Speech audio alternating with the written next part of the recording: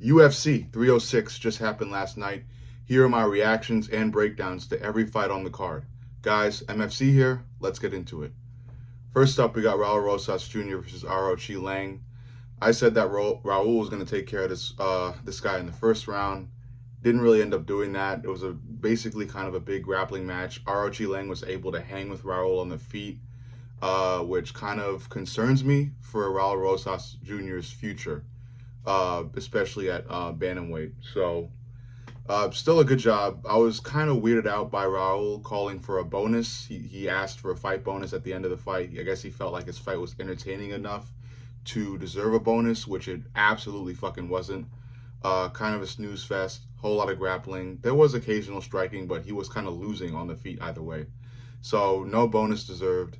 Raul, still I feel like he's too young for the fight game, or at least too young for just what he really wants to do, like retire at 25. Like he has a lot to learn. He has a lot to kind of experience before he could kind of go at the big dogs, if you know what I'm trying to fucking say here.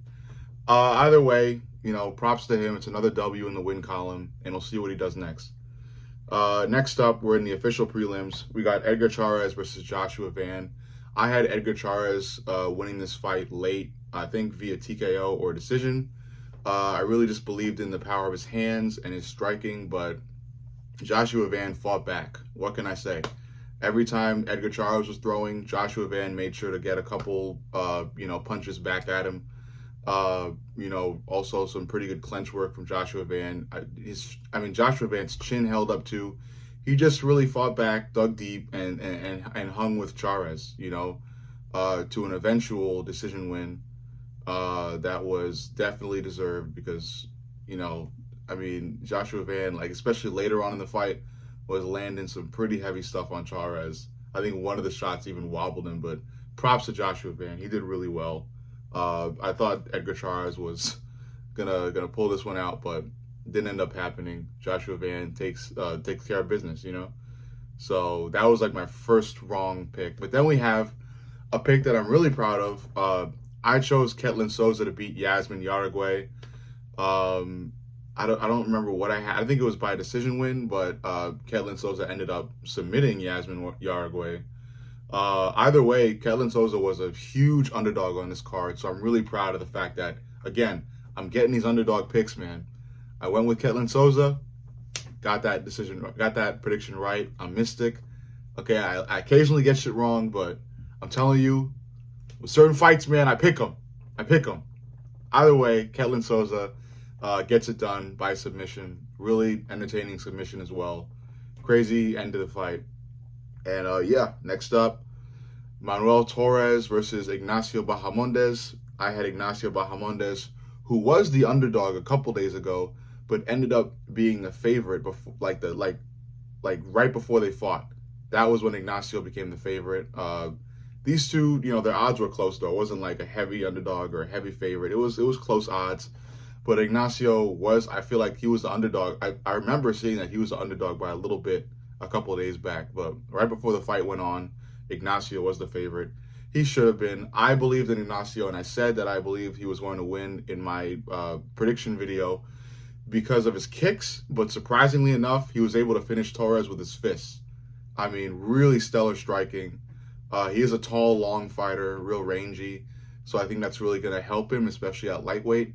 But I don't know how that's essentially going to work well for him against grapplers, really good grapplers. They may be able to take advantage of his long limbs. So we'll see what happens. But still great on him, great striker. That's what I really like about Ignacio. Great striker and pretty good grappling too. You can't really sleep on his grappling either. But really great shit from Ignacio Bahamondes. Next up, I think I got all the women's fight. I got all the women's fight, the women fight picks right. Like every woman I picked to win won for this card, because we got Irene Aldana versus Norma Dumont, and Irene Aldana was a heavy favorite. I should have put money on all the women I picked for real. I would have made fucking bank. But anyway, Irene Aldana was the heavy favorite. I believe she was because of her tight boxing. She's got really nice boxing. But that boxing really fell through tonight. Oh man, I'm mixed. I can't really fucking speak right now. I had such a long night. But either way, yeah, Irene Aldana's boxing is really good. It's very Brandon Moreno-esque, in my opinion, and I feel like that's what makes it real good. But Norma Dumont was able to keep distance, gauge distance, land when she needed to. I mean, like that really tight boxing of Irene Aldana didn't really fucking look tight at all last night, like at all. Norma Dumont was able to really land whatever she wanted, and then eventually ended up splitting open the forehead of Irene Aldana, resulting in one of the worst cuts the UFC has ever seen. I'm telling you, real nasty stuff. But props to Norma Dumont. I chose her because I just saw the fire in her. She's real fiery, scary, very scary woman. I feel like I see the Amanda Nunes in her. So I think she's gonna have a women's bantamweight strap around her waist soon. But yeah, next up, we got the main card, Ronaldo Rodriguez versus Ode Osbourne. This was quite a controversial fight for me. Ode Osbourne was able to clip Ronaldo Rodriguez in the first round with a really heavy, I think it was a cross. It was a counter cross. I think it was that landed right on the chin of Ronaldo Rodriguez. It really just knocked Ronaldo back on his ass. He was stunned, somehow able to survive via the terrible reffing. And Ode Osbourne did, he wasn't able to stand up and like kind of finish Ronaldo with ground and pound, and Ronaldo survived. He had a great round 2. He grappled really well with Ode Osbourne. He was able to essentially dominate Ode Osbourne in round 2. Round 3 was a bit more controversial. I feel like Ode Osbourne won that round based on the striking, but somehow they gave the fight to Ronaldo Rodriguez. I believe it's because of the Mexican bias. Again, nothing against Mexico. I have the utmost respect for the country, but it did feel like there was a bias with the judges last night, because I feel like Ode Osbourne won that. Many MMA content creators are saying that Ode won that 2-1. I had it 2-1 as well. I feel like the only round Ronaldo Rodriguez really won, if you really had to give him a round, was the second round. But actually, not even if you really had to. Ronaldo Rodriguez dominated Ode in that second round. First and third, I feel like Ode won. Not even arguably, clearly won. So I think it was a robbery. You could think whatever. I believe it was a robbery. And that's just that. Next fight up, Daniel Zellhuber versus Esteban Ribovics. I knew this one was going to be a fucking banger. They knew this one was going to be a fucking banger. Everybody knew this one was going to be a fucking banger. We got two really, really, really good lightweights. Really nice striking, smooth striking. And, both of them had respect for each other, no bad blood. It was just like two up-and-comers, heavy hitters, smart strikers up against each other. And that's what it ended up being. The exchanges were lightning fast, really fun, really cool. A lot, like both of them were connecting a lot. And it was close for most of the fight up until Ribovics landed like a heavy overhand that just completely took Daniel Zellhuber out of the game. This guy was fucking wobbling and bouncing around, and he looked like he just looked out of it. He was slumped over. I mean, he was just nodding off, and the ref just let him do that. The ref let him for the rest of that round stumble around, looking like he was half unconscious. And that was that. They fought the final round well too. And, I guess, again, out of Mexican bias, they let Daniel Zellhuber stay in and fight for survival and lose a couple more brain cells. But, again, Ribovics had that. And then the more surprising bit about that was that one of the judges gave the fight to Zellhuber, which was absolutely disgusting, in my opinion, because, again, what Ribovics did to Zellhuber, what I just described to you, won Ribovics the fight. Because, besides that, the fight was close. A lot of really close exchanges.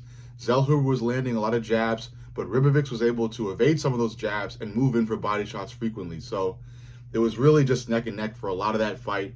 But in the end, Ribovics had that really nice sequence and landed like what I believe the UFC said, like 70 punches or some shit like that.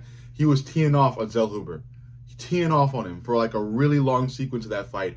And I feel like that should have, gave him a really considerable, just a really considerable lead, like something that shouldn't make the fight arguable. Like it should have just won him the fight. But instead, one of the judges decided to give it to Zellhuber, and I guess that judge was completely high or some shit like that, or really biased. But again, still glad Ribovics won. If he didn't win, this would have been a robbery that would be definitely talked about very frequently, and I would have been very upset. Next fight up, Diego Lopez versus Brian Ortega. Look, I get Diego Lopez won. A lot of people are hyping him up still. I still think Diego Lopez is great, but I was kind of really uneasy about how Diego Lopez wasn't able to finish Brian Ortega in that first round. He kind of let Brian Ortega hang in there. He let Brian Ortega land a frequent jab. There was a lot of stuff that Diego Lopez let fly that night that I feel like he really shouldn't have. He should have went for it in the first, which he kind of did, because he did land that overhand that really wobbled Brian Ortega. But I mean, there was no finish afterwards. Like Diego Lopez then decided to try to grapple with Ortega after he completely almost sleeped him. Like, I'm telling you, he landed the heavy overhand. Brian Ortega was literally going like this, and then Diego Lopez decides to grapple with him, to grapple with an elite, jiu-jitsu, ground game fighter. It doesn't make sense. You have to beat the guy where he's the weakest. You know what I'm saying? Like, I understand you may want to prove a point and be macho and shit, but if you're winning clearly in an aspect of the fight, try to bring the fight to that aspect constantly, like Merab did against O'Malley tonight. Either way, still a good win for Diego Lopez. Much respect to Brian Ortega. He's a UFC legend. But, Diego is great, and I want to see him fight Ilia Topuria, and I got to think about a winner to that fight because I can't really pick one right now. I got to really think about it. But either way, still a good fight.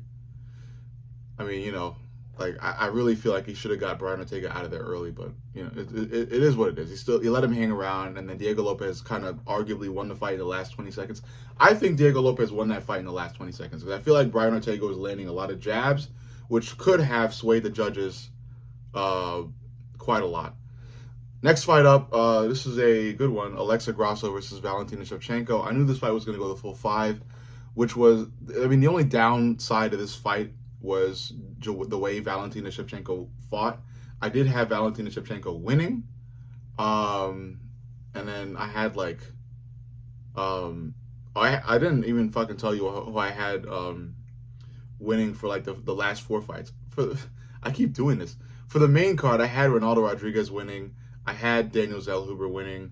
I had Diego Lopez winning, so I got the Zellhuber pick wrong.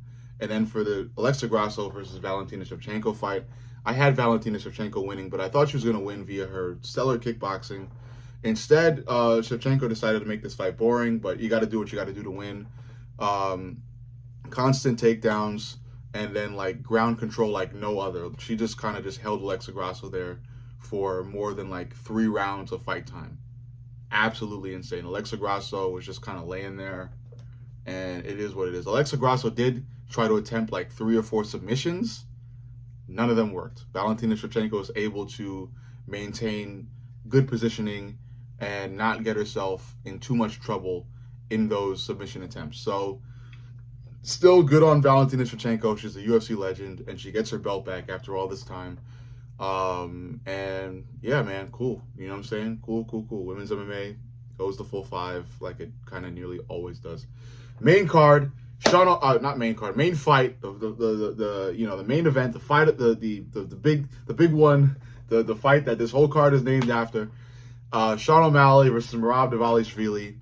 I was wrong, and I could not be more happy to be wrong. I had Sean O'Malley knocking Merab out in the second round, and lo and behold, Merab was able to do exactly what he said he was going to do and what everybody kind of thought he was going to do. Spam takedowns, hold O'Malley in some, great ground control time, constant work while, in control, when grappling with O'Malley. He was really working the knees to O'Malley's legs while in the clinch against the cage. Again, dragging O'Malley down, choosing his takedown attempts wisely. A lot of his takedown attempts were at the precisely perfect time, and O'Malley was drained.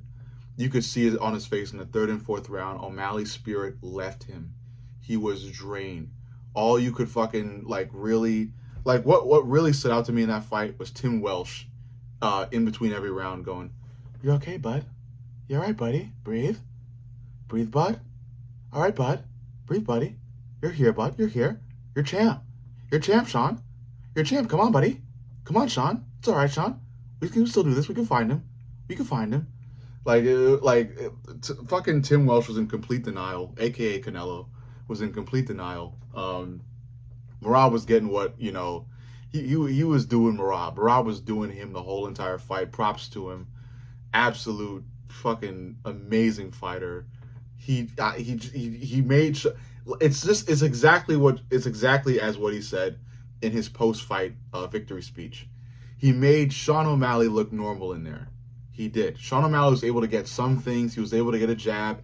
He got a nasty couple teep kicks in the final round that did effectively hurt Merab, but Merab was able to stay in there. O'Malley didn't chase after those.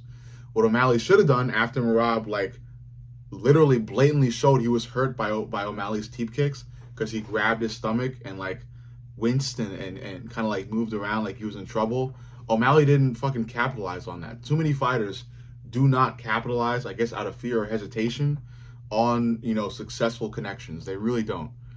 But yeah, this was stellar from Rob.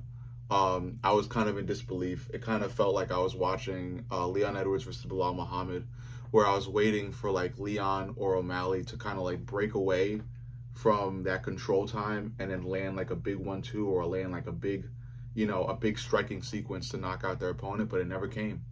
They just drained. They just, as the fight went on, they looked more and more tired. They looked more and more hopeless.